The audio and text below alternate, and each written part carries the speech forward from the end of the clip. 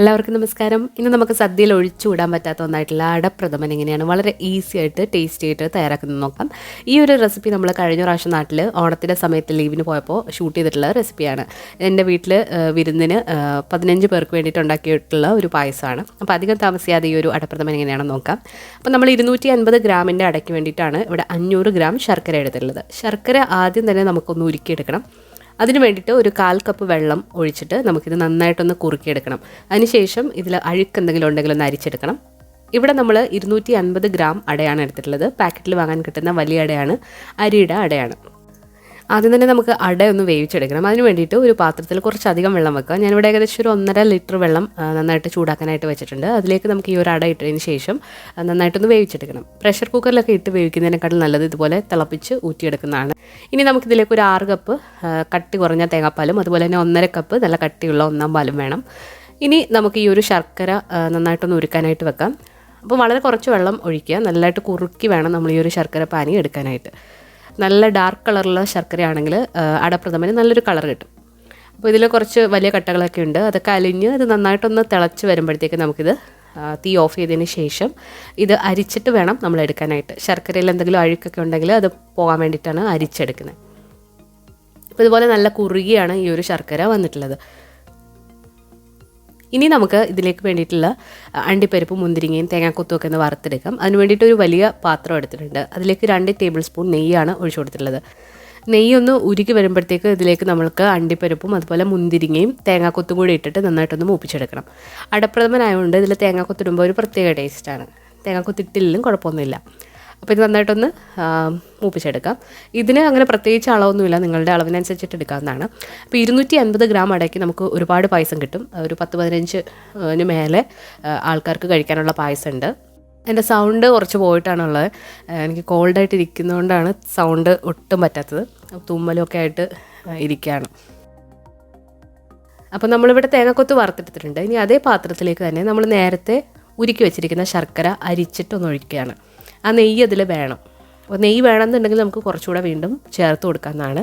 ഇനി ഈ ഒരു ശർക്കര പാനിയിലേക്ക് നമ്മൾ നേരത്തെ വേവിച്ച് വെച്ചിരിക്കുന്ന അടയിലെ വെള്ളമൊക്കെ ഊറ്റി വെച്ചിട്ടുള്ളതാണ്. പിന്നീട് ഞാൻ പച്ചവെള്ളത്തിലൊന്നും കഴിയിട്ടില്ല, ജസ്റ്റ് ഒന്ന് ഊറ്റി വെച്ചിട്ടുള്ളതാണ്. നന്നായിട്ട് വെന്ത അടയാണ്. അപ്പോൾ ഈ ഒരു അടയിട്ട് നമുക്കിനി ഇത് നന്നായിട്ടൊന്ന് ഇളക്കി കൊടുക്കാം. ഈ ഒരു പാത്രം കുറച്ച് വലിയ പാത്രമാണ്, നമുക്ക് കാണുമ്പോൾ പക്ഷേ തോന്നില്ലെങ്കിൽ വലിയൊരു പാത്രമാണ്. ഇനി ഇതിലേക്ക് നമ്മൾ ചവ്വരി ചേർത്ത് കൊടുക്കുന്നുണ്ട്. സാഗോ സീഡ്സ് അല്ലെങ്കിൽ സാബുനരി എന്നൊക്കെ പറയും. ഓരോ സ്ഥലത്തും ഓരോ പേരാണിതിന്. അപ്പോൾ ഈ ഒരു ചവ്വരി നിങ്ങൾക്ക് കുതിർത്തതിന് ശേഷം ഇതിലേക്ക് ഇട്ട് കൊടുക്കാം. ഞാനിവിടെ ഒരു അരക്കപ്പോളം ചവ്വരി ഇട്ട് കൊടുത്തിട്ടുണ്ട്. ഇത് ചെറുതായിട്ടൊന്ന് കുതിർത്ത് വെച്ചിട്ടുള്ളതാണ്. ഒരു അരമണിക്കൂറെങ്കിലും ഇതൊന്ന് കുതിർത്ത് വെക്കാനായിട്ട് നോക്കാം. ഇനി കുതിർത്തില്ലെങ്കിലും കുഴപ്പമൊന്നുമില്ല, ഈ ഒരു ചവ്വരി ഇതിൽ കിടന്ന് നന്നായിട്ട് വേവും. കാരണം നമ്മൾ ഈ ഒരു പായസം കുറച്ചധികം സമയം എടുത്തിട്ടാണ് ഉണ്ടാക്കിയെടുക്കുന്നത്. അപ്പോൾ നമ്മൾ ചവ്വരിയും ആ ഒരു ശർക്കര പാനിയും ഒക്കെ കൂടി ഒന്ന് തിളച്ച് വന്നിട്ടുണ്ട്. ഈ ഒരു സമയത്ത് നമുക്കിതിലേക്ക് എടുത്തു വെച്ചിരിക്കുന്ന 2ാം പാലിൽ നിന്നും പകുതി ഇതിലേക്ക് ഒഴിച്ചു കൊടുക്കാം. ഏകദേശം ഒരു 3 കപ്പോളം നമ്മളിപ്പോൾ ഒഴിച്ചു കൊടുക്കുന്നുണ്ട്. ബാക്കി ഒരു 3 കപ്പ് ഇത് നന്നായിട്ട് കുറുകിയതിന് ശേഷം നമുക്ക് ചേർത്ത് കൊടുക്കാം. അപ്പോൾ തേങ്ങാപ്പാലും കൂടി ചേർത്തിട്ട് നന്നായിട്ടൊന്ന് ഇളക്കുക. അപ്പോൾ നിങ്ങൾ തേങ്ങാപ്പാൽ എടുക്കുമ്പോൾ 6 കപ്പ് തേങ്ങാപ്പാൽ വേണമെങ്കിൽ 2 തേങ്ങയുടെ പാലാണ് ഈ ഒരു പായസത്തിലേക്ക് വേണ്ടത്. ഇനി നിങ്ങൾക്ക് കുറച്ച് അളവിൽ ഈ ഒരു പായസം മതി എന്നുണ്ടെങ്കിൽ 100 ഗ്രാം അടയ്ക്ക് നിങ്ങൾക്ക് എടുക്കാം. അപ്പോൾ ഒരു തേങ്ങയുടെ പാല് മതിയാകും.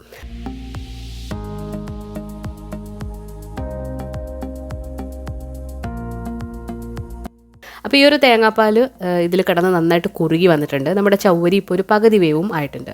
ഇനി നമുക്കിതിലേക്ക് ബാക്കിയുള്ള തേങ്ങയുടെ 2ാം പാലും കൂടെ ഒഴിച്ചിട്ട് ഇതൊന്നുകൂടെ കുറുക്കിയെടുക്കണം. ചിലർ 3ാം പാൽ എടുക്കാറുണ്ട്. 3ാം പാൽ എടുക്കുന്നതിനേക്കാളും നല്ലത് കൂടുതൽ അളവിൽ 2ാം പാൽ എടുത്തിട്ട് പകുതി ചേർത്ത് കൊടുക്കുന്നതാണ്.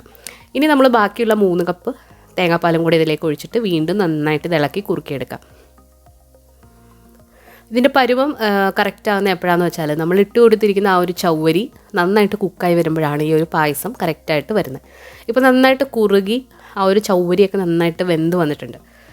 ഇപ്പോൾ നമ്മുടെ പായസം ഏകദേശം റെഡിയായി വരുന്നുണ്ട്. ഈ ഒരു സമയത്ത് നമുക്കിതിലേക്ക് ഏലക്കാപ്പൊടി, അതുപോലെ നിങ്ങൾക്ക് ഇഷ്ടമാണെന്നുണ്ടെങ്കിൽ ഒരു 1/4 ടീസ്പൂൺ ചുക്കിൻ്റെ പൊടി ഒക്കെ ചേർത്ത് കൊടുക്കാവുന്നതാണ്. ഇപ്പോൾ നമ്മുടെ ചവ്വരിയൊക്കെ നന്നായിട്ട് വെന്ത ഈ ഒരു പായസം നന്നായിട്ട് കുറുകി വന്നിട്ടുണ്ട്. ഇനി നമുക്കിതിലേക്ക് തേങ്ങയുടെ 1ാം പാൽ ചേർത്ത് കൊടുക്കാം. 1ാം പാൽ 1.5 കപ്പ് മുതൽ 2 കപ്പ് വരെ ചേർത്ത് കൊടുക്കാം. ഒട്ടും വെള്ളം ചേർക്കാതെ നല്ല കുറുകിയ പാലാണ്. നമ്മളിവിടെ ഏകദേശം ഒരു 1.5 കപ്പ് ചേർത്ത് കൊടുത്തിട്ടുണ്ട്. തേങ്ങാപ്പാൽ ചേർത്ത് കൊടുത്തു കഴിഞ്ഞാൽ ഇത് ഒരുപാട് തിളപ്പിക്കേണ്ട ആവശ്യമില്ല, ജസ്റ്റ് ഒന്ന് മിക്സ് ചെയ്ത് എടുത്താൽ മതി.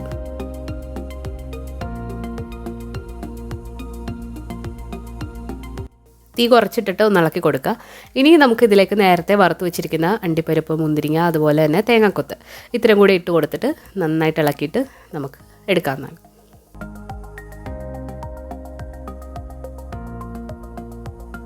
ഇത് വളരെ ടേസ്റ്റി ആയിട്ടുള്ളൊരു പായസമാണ്. അപ്പോൾ ഇതിന് മുൻപ് നമ്മൾ കടലപ്രഥമൻ, അതുപോലെ പാലട, പിന്നെ പലതരത്തിലുള്ള സേമിയ പായസം ഒക്കെ അപ്ലോഡ് ചെയ്തിട്ടുണ്ട്. അപ്പോൾ അതെല്ലാവരും കാണുക.